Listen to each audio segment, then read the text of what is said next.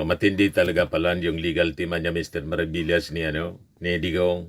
Ang tanong ng marami, saan kaya niya daw kinukuha yung pondo sa kanilang ICC defense? At madalas na biyahe sa padahig, yan ang tanong ng karamihan. So ito po ay issue ng accountability, transparency at integridad sa paggamit ng pondo. Lalo na po ang pamilya ay matagal nang nasa serbisyo publiko. So karapatan ng taong bayan na magtanong kung sino po yung nagbabayad ng milyon-milyong gastos nila sa legal defense at pagbabiyahe doon mga kababayan. Tugma ba ito sa SALN? At kung hindi tugma, ano yung paliwanag? Kasi si Sara po, based sa kanyang SALN,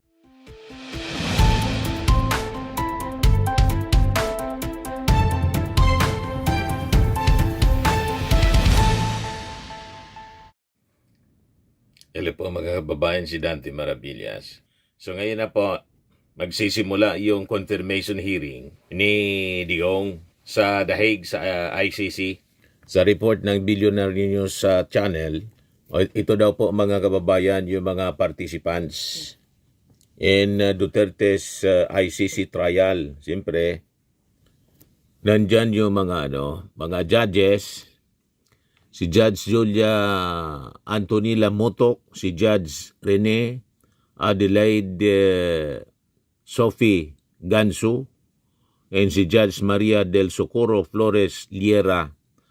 Ang Office of the Prosecutor, represented by Mami Mandaye Nyang, Deputy Prosecutor. Sa defense po, napakarami matindi. Yung team ni Defense Lead Counsel, si Kaufman, Nicholas Kaufman, tapos yung Associate Counsel niya, si Dove Jacobs. May representatives of the victims naman po, sina Joel Batuyan, Gilbert Andres, Paulina Masida. Pero ang sabi, may 6 na mga dating mga officials ni Digong na mga abogado, si Panelo, si Mejadlia, si dating Chief Legal Counsel Salvador Panelo, dating Labor Secretary Silvestre Bello, dating LTFRB Chief Martin Delgra, dating BIR Commissioner Cesar Dulay, at dating PAGCOR President Alfredo Lim. Magsisilbi daw na Filipino legal team. So, abangan natin yan mamaya mga kababayan. Ito naman yung mga nakaantabay. Campaign Network for Justice and Accountability. Duterte panagutin. Nagsagawa naman dito po ng mga protest yung mga grupo para ipanawagan ang conviction ni Duterte. Ito yung People Power versus Duterte AGK.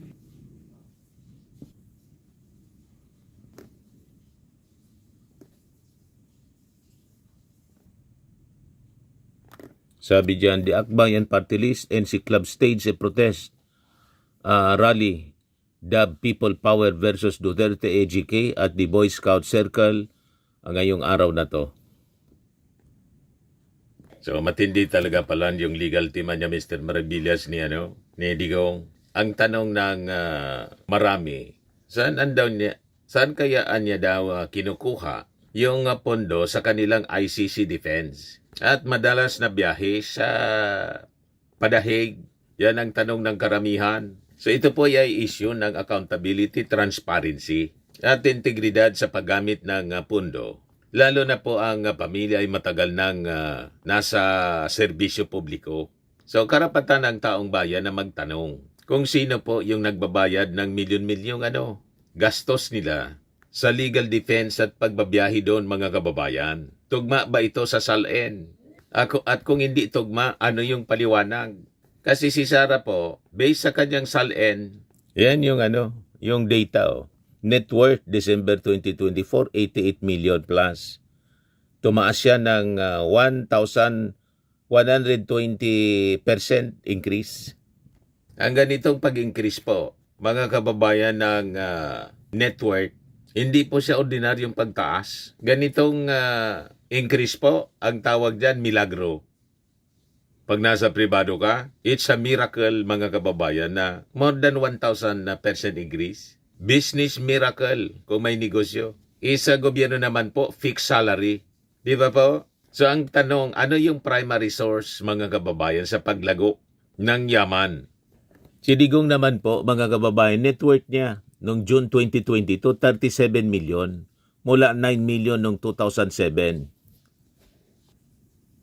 Noong 2017, 28 million.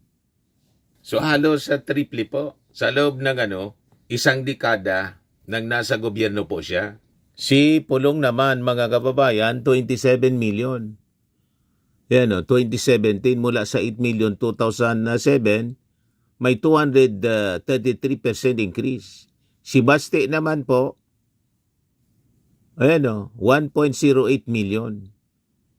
Recent salary hindi widely published bilang mayor ng Davao.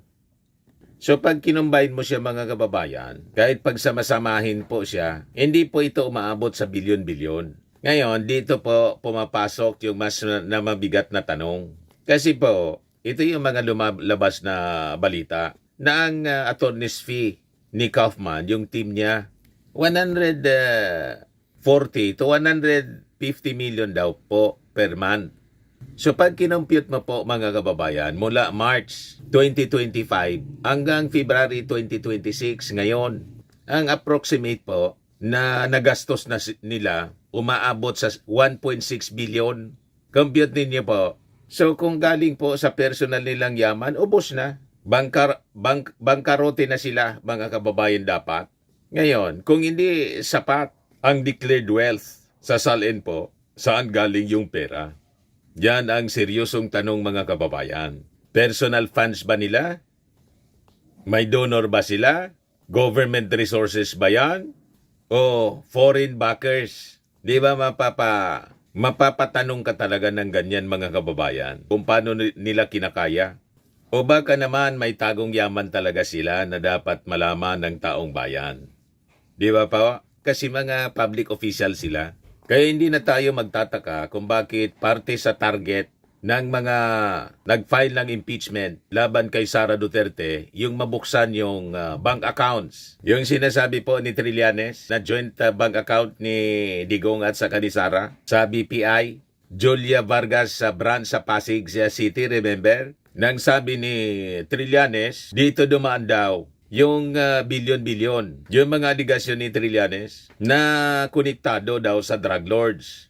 Ganon yung mga sinasabi ni Trillanes. Kaya nang mabanggit ito doon sa investigasyon ng Congress na naghamon si Trillanes na buksan, uminit yung ulo ni Digong. Gustong ampasin na yung microphone si Trillanes. Di ba? So ang challenge ngayon sa mga Duterte ay simple lang mga kababayan. Sagutin nila ang mga tanong, saan nanggagaling ang pambayad nila kay Kaufman? Ilang buwan na po ang bayad? May foreign funding ba dito? May Chinese financial backing ba? May government funding ba na redirect? Kung personal funds naman, dapat ibigay nila yung breakdown. Kung donors naman, sino yung donors? Transparency mga kababayan, remove suspicion. Pero kung tahimik po, ay talagang magdududa ang ating mga mamamayang Filipino. So bakit po kailangang malaman ng mga tao, ng publiko? Kasi po, buwis po ng taong bayan ang bumubuhay sa gobyerno. Ang mga public officials are trustees, hindi po sila mga monarchs. At ang accountability po, hindi po yan harassment. At kapag hindi po tayo nagtatanong, nagiging normal na lang ang hindi nagpapaliwanag. At kapag naging normal ang hindi pagpapaliwanag, doon po nagsisimula ang sistemang walang pananagutan. So ang isyong ito po ay hindi kulay, hindi kampo, hindi po ito personality war. Ito po ay tanong ng integridad.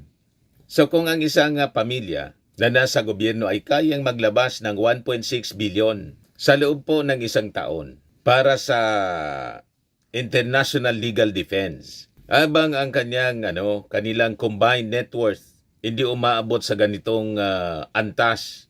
Hindi po galit ang tanong. Hindi paninira ang tanong.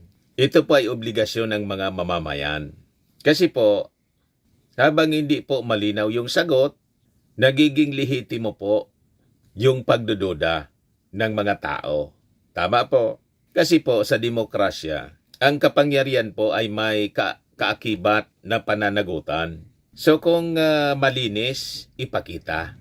Kung legal po, patunayan na galing sa legal. Kung may paliwanag, ilahad. Kasi po, ang taong bayan ay hindi dapat bulag. At ang pera, mga kababayan, lalo na kung bilyon-bilyon, hindi dapat po misteryo. Tama po mga kababayan. Sabi ni Kaufman, 100% daw siya. Naniniwala siya 100% inosente daw si Digong. O di wow, inosente sa extrajudicial killings. Pakinggan natin yung kanyang pahayag. Tell us about the confirmation of charges hearing. It seems unique to the ICC. Am I correct? Yes, it's a unique creature, and it's unique to the how can I put it, to the international criminal tribunals, if I can put it that way. If you compare it to the common law system, maybe in the United Kingdom, it's more or less akin to a grandiose committal proceeding where the court essentially examines the sufficiency of evidence to determine whether or not it's justifiable and economically viable to have a trial. Because, of course, that takes a long time. It involves considerable expense, bringing witnesses from all over the world. And it wouldn't be worth that unless there was a certain level of evidence that had already been satisfied. So let me explain the three standards of proof at the International Criminal Court. You have the first basic standard of proof, which is reasonable grounds. Reasonable grounds to believe that someone has committed a crime, and that standard the prosecution succeeded in convincing the judges existed, and that was the basis for issuing the arrest warrant against the former president. Obviously, we all know that at the end of a criminal trial, you have to satisfy, if you're the prosecution, the standard of proof, which is called beyond reasonable doubt. And that is a very high standard of proof. Confirmation, it's somewhere in between. It's a standard which is called substantial grounds to believe. Namely, are there substantial grounds to believe that the former president committed the crimes that the prosecution alleges that he committed? So that's the role of the prosecution. The defense doesn't have to do anything with respect to proving things. It doesn't have to prove Mr. Duterte's innocence. All it has to do is show that substantial grounds to believe that he committed a crime don't exist. And we can do that on the basis of the evidence that we've examined. Now, I'm not going to litigate it now because I have to make all my arguments in court. But over the next week, we will present those arguments. Oh, okay. So not to prove his innocence, but to counter the evidence that will be provided by the prosecution. Yeah, You have been that's given right. the most time in the presentation. How do you plan to? Well, the most time in the presentation is because I asked for the most time in the presentation. The prosecution believed that they only need three hours. Now, I don't want you to believe that because I said we don't have to prove the former president's innocence, that I'm accepting in some way, God forbid, that that he's not innocent. I'm far from it. He is innocent, and I 100% believe because the evidence that has been brought against him doesn't make out the prosecution case against him, and I believe that when he made those speeches, he didn't make them with criminal intent.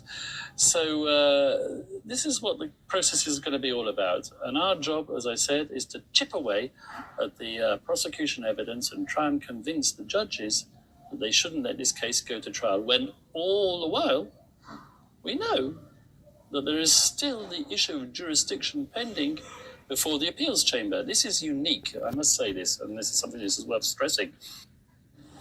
Yan mga kababayan, si Atty. Kaufman na ang sabi, ang legal team, 140 to 150 million a month ang bayad sa kanya. So umabot na po ng more than 1 billion, 1.6 billion. Di ba? So yun ang tanong. Paano kinakaya mga kababayan ng mga Duterte mabayaran po yung legal fees? Idagdag mo pa yung mga pag-travel ni Sara at kanyang buong pamilya. Di ba po? With the security pa ni Sarah. Kasama accommodation, hotels, etc., pagkain, transportation. Grabing gastos mga kababayan. So anyway, yun lang po ang ating short video ngayon. Abangan natin mamaya yung kanyang confirmation hearing. Pero si Digong, alam naman natin na hindi man a-attend sa confirmation hearing at tinayaan na ng ICC Chamber 1. Ako po si Dante Maravillas. Bye-bye. God bless.